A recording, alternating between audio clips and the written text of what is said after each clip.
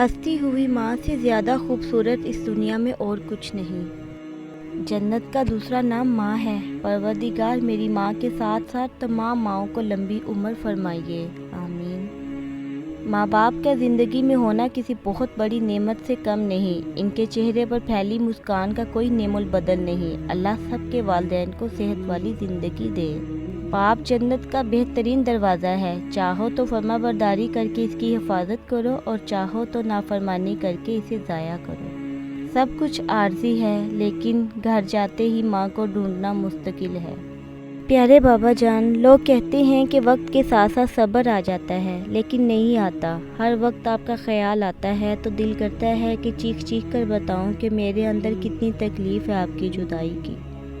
جس گھر میں والد ہوتا ہے وہ 40 تالوں والے دروازے سے زیادہ محفوظ ہیں۔ جنت کا دوسرا نام ماں ہے۔ پروردگار میری ماں کے ساتھ ساتھ تمام ماؤں کو لمبی عمر عطا فرمائیے۔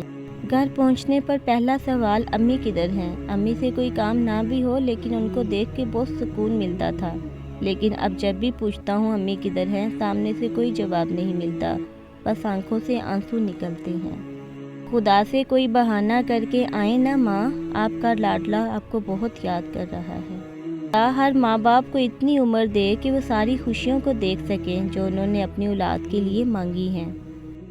کتنے خوش قسمت ہوتے ہیں نا یہ بیٹے، تو عمر ماں باپ کے سائے میں گزار دیتے ہیں، اور بیٹیاں مرنے تک یہ نہیں جان پاتی کہ کون سا گھر اپنا ہے اور کون سا پرایا۔ رسول اللہ صلی اللہ علیہ وسلم نے فرمایا، تمہارے نیک سلوک اور صلہ رحمی کی سب سے زیادہ حقدار تمہاری ماں ہے۔